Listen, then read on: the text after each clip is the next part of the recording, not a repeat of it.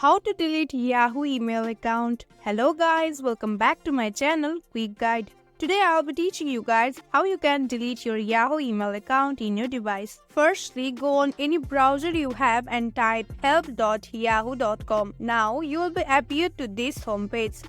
In this homepage, you can see the different options in the left side.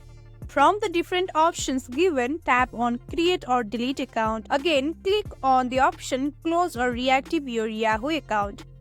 Again, you can see the different options related to the closing and reactivation of Yahoo account. So, in order to close your Yahoo account, find this link that says Sign in to the Yahoo account termination page.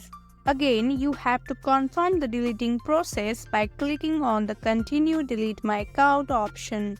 After that, you have to enter the email address that is linked with the Yahoo account. Finally, click on Yes, Delete this account option. Then your account will be deactivated and will be permanently deleted if you don't sign up your account within the waiting period. Just in case you changed your mind and want to recover your account, just sign up into your account and your data will be restored. I hope you enjoyed this video. Don't forget to like this video and subscribe to my channel for more informative contents.